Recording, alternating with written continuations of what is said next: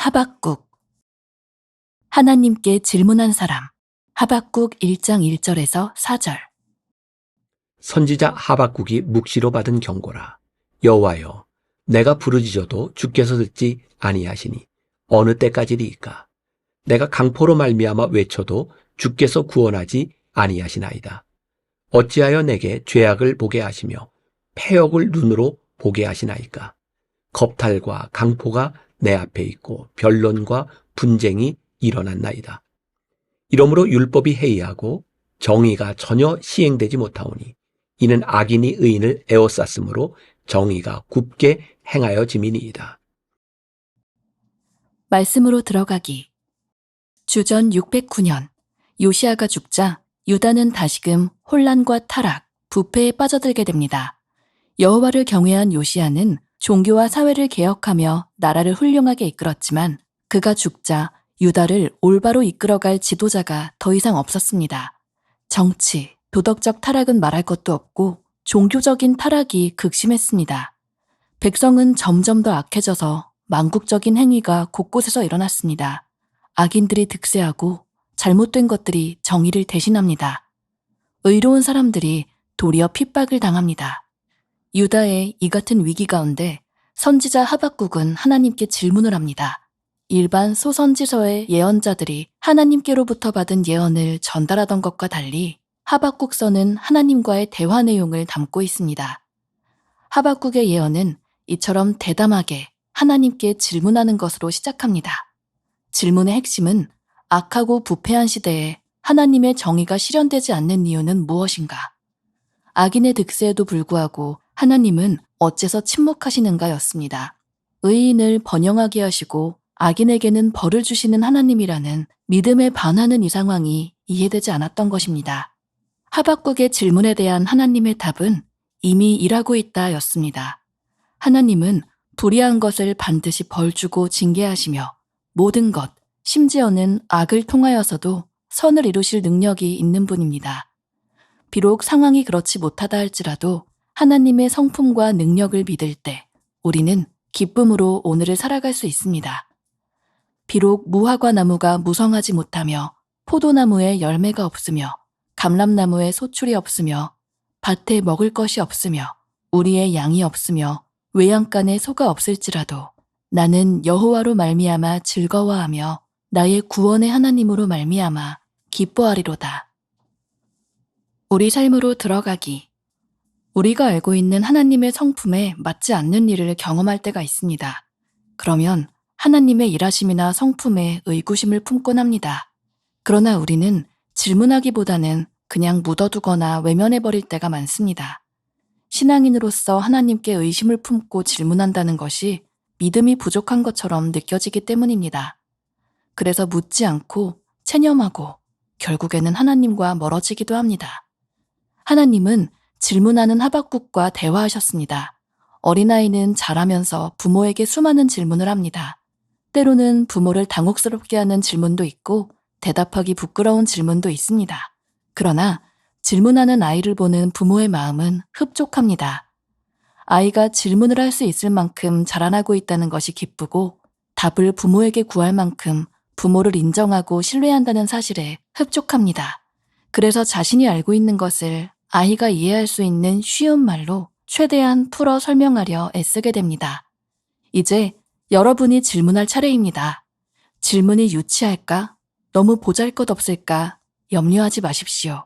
하나님께서는 여러분의 모든 질문을 소중히 여기고 성실하게 대답해 주실 것입니다. 함께 나누기. 오늘의 말씀을 묵상하며 가장 마음에 와닿은 부분을 나눠보세요. 나는 내 인생의 답을 하나님께 구하고 있습니까? 내가 이해하지 못할지언정 일하고 계시는 하나님을 신뢰하고 있습니까? 오늘로써 39주차를 맞이하고 있습니다. 오늘 말씀의 주인공 하박국. 하박국 많이 들어보셨죠? 제가 하박국 요 부분만 가지고 한 2번, 3번 시리즈 설교를 했던 적이 있습니다. 이름이 독특하기 때문에 여러분이 잘 기억할 수 있을 것 같아요. 하박국 역시 16명의 선지자 중에 한 사람입니다. 자, 제가 지난주, 지지난주 계속해서 그런 말씀을 드렸어요. 16명의 선지자 중에 그 특징들을 아는 것만으로도 우리들에게 참 좋은 도움이 되겠다. 기억나시죠? 호세아 선지자 같은 경우는 유일하게 북이스라엘에 속한 선지자였다라고 이야기를 했고, 요나는 16명의 선지자 중에 모두가 하나님께 받은 말씀을 이야기하고 있다면, 요나는 그의 삶의 이야기를 통하여 하나님이 메시지를 주고 계시다. 하박국은 16개의 선지서 중에 아주 독특한 것을 가지고 있는데, 하박국은 단순히 하나님께 말씀을 받은 사람이 아니라 하나님께 질문한 사람이었어요. 종종 그런 이야기를 하죠. 좋은 질문은 좋은 답을 얻습니다. 그리고 질문을 통해 성장합니다. 하박국은 그 인생에 이해할 수 없는 것을 이해할 수 없다고 그냥 묻어두거나 이해할 수 없기 때문에 하나님을 떠나간 사람이 아니라 하나님께 그의 인생의 질문을 이야기함으로 하나님께 답을 얻어냈던 사람이에요. 오늘 말씀은 오늘 여러분들에게 굉장히 좋은 중요한 교훈을 주고 있어요. 아, 그렇구나. 오늘 우리들이 하나님께 가지고 있는 그 질문, 누군가 왜 그런 질문을 하냐고 이야기할지 모르지만 우리들이 묻어두었던 그 질문을 하나님께 끄집어내는 것을 통하여 우리의 신앙이 성장할 수 있겠다. 제가 종종 강의를 할 때나 교인들에게 그런 이야기를 합니다. 여러분, 뭐든지 질문하세요. 뭐든지 질문하세요. 괜찮습니다. 그리고 제가 이렇게 이야기를 하죠. 뭐든지 질문해도 괜찮은 이유는 저는 대답할 수 있는 것만 대답하기 때문입니다. 저는 여러분들이 가지는 모든 질문에 대하여 다 답을 할 수 있는 사람이 아니에요. 그러나 하나님은 우리의 질문에 힘겹지만 때로는 우리들이 받아들일 수 없고 받아들이는 것이 힘들고 이해하는 것이 힘들지 모르지만 하나님께서는 그 질문에 대하여 답을 하시는 분이니까 포기하지 마세요. 하박국 1장부터 쭉 보세요. 하박국이 하나님께 계속 질문해요. 그가 이해할 수 없는 것에 대해 하나님 왜 이러십니까? 하나님 왜 이러십니까? 그리고 그 하박국의 질문을 다 지나고 나서 유명한 하박국의 고백이 나오잖아요. 하박국 3장 17절과 18절. 잘 아는 고백이죠. 비록 무화과 나무가 무성하지 못하며 포도나무에 열매가 없으며 감람나무에 소출이 없으며 밭에 먹을 것이 없으며 우리의 양이 없으며 외양간에 소가 없을지라도 나는 여호와로 말미암아 즐거워하며 나의 구원의 하나님으로 말미암아 기뻐하리라. 자, 아무것도 없는 상황인데 그냥 없는 게 아니에요. 하박국 시대에 공의가 무너졌어요. 악한 사람들이 착한 사람들, 힘없는 사람들의 것을 가지고 가요. 하나님 어떻게 이런 일이 일어날 수 있습니까? 도대체 그의 인생에서 이야기할 수 없었던 일, 그 질문의 핵심은 악하고 부패한 시대 하나님의 정의가 실현되지 않는다는 거예요. 제일 힘든 부분들이 그런 부분이죠. 권선징악이 이루어지면 쉬울 텐데 우리의 삶이 결코 그렇게 그 원리대로 흘러가지 않는다는 거예요. 우리에게뿐만 아니라 하박국에도 그건 힘든 일이었고 더욱 힘든 건 뭐냐면 그 상황 가운데서 악이 성행하는, 하박국을 보세요. 그 시대에 일어났던 모든 악행들이 나와 있어요. 하나님이 침묵하신다는 거였어요. 하나님 왜 침묵하십니까? 근데 하나님은 하박국에게 이렇게 대답을 하시거든요. 나는 침묵하지 않았어. 나는 지금도 일하고 있어.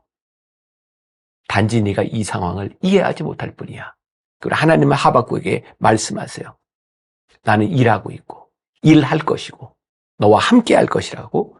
아니, 이미 하나님은 일하고 계시다고 하박국에게 말씀하세요.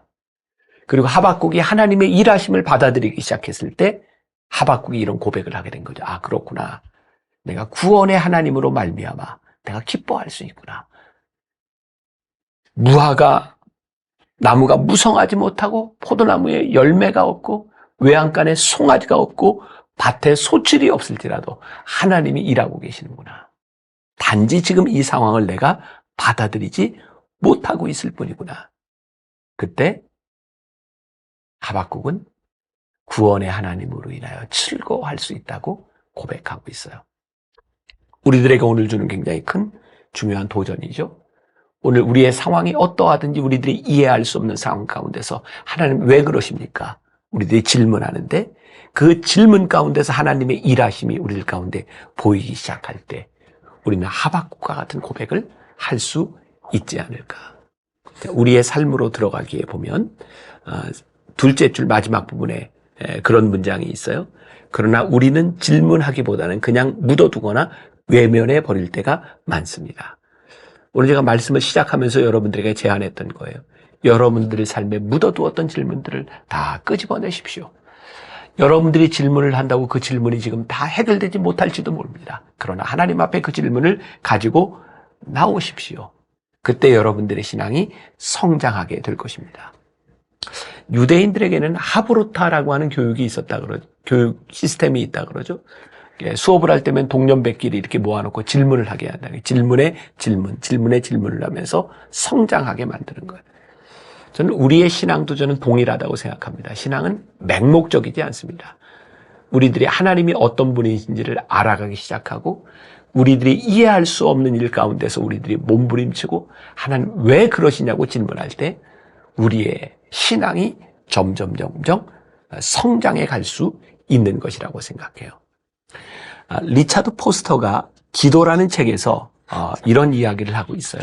제가 좀 읽어드릴게요. 예수님께서 우리에게 상기시켜 주신 것은 기도는 어린 아이들이 부모님께 나아오는 것과 어느 정도 유사하다는 사실이다. 때때로 우리의 자녀들이 맹렬한 요구를 가지고 우리에게 나아오는 경우가 있다. 종종 우리는 그들의 요구가 이기적이거나 저속하기 때문에 슬퍼하는 경우도 많다. 그러나 그들의 동기가 어찌 되었건 그들이 우리에게 나아온다는 그 자체가 단순히 기쁜 것이다. 기도의 문제도 그러하다. 우리가 올바르게 기도하기 위해서 가져야 할 순수한 동기를 충분히 갖고 있지 않다거나 충분히 선하지 않더라도 우리는 그 모든 사실들을 제쳐두고 기도를 시작해야 한다. 실제로 기도하는 바로 그 행위 속에서, 즉 하나님과의 친밀하고 끊임없는 상호작용 속에서 이 문제들은 때가 되면 자연스럽게 해결될 것이다. 여러분들의 나눔을 통해서 내가 이 질문은 정말 할 수 없는 질문이라고 생각했던 그 불경한 질문 혹은 이해할 수 없는 질문이라고 하는 것들을 한번 꺼내보세요. 그리고 이 유치한 이 질문들 가운데서 하나님이 질문하는 우리를 기뻐하시는구나. 그리고 이 질문을 통해 우리들이 성장할 수 있구나라는 것을 생각해 보는 것도 우리들에게 도움이 될 것 같다는 생각이 듭니다. 제가 이 하박국에 대한 설교를 하면서 이렇게 써놓았던 글인데 제가 조금 읽어 드리려고 합니다. 우리가 하나님께 기도하지 못하는 이유가 자신에게서 해답을 찾으려 하기 때문은 아닐까요? 기도하는 이유는 나 스스로 해결할 수 없는 문제를 인하여 하나님께 가지고 나오기 위한 것입니다. 기도하면서 스스로 해답을 찾으려는 사람처럼 어리석은 사람이 없습니다. 사랑하는 여러분, 하박국 강해를 진행하는 동안 여러분들이 품고 있는 이해할 수 없는 모든 문제들을 가지고 나오기를 바랍니다. 해답은 내가 찾는 것이 아니고 하나님께서 알게 해주시는 것이기 때문입니다. 내가 해답을 찾으려고 하면 절대로 기도하지 못합니다. 내가 생각할 수 있는 것이란 나의 능력의 한계를 벗어나지 못하는 것이기 때문입니다. 하나님께 맡기라는 말씀입니다. 수없이 많은 악을 목도하고도 하박국은 자신이 무엇을 해결하고 하지 않았습니다. 그는 이해할 수 없는 의문을 가지고 하나님을 찾아왔습니다.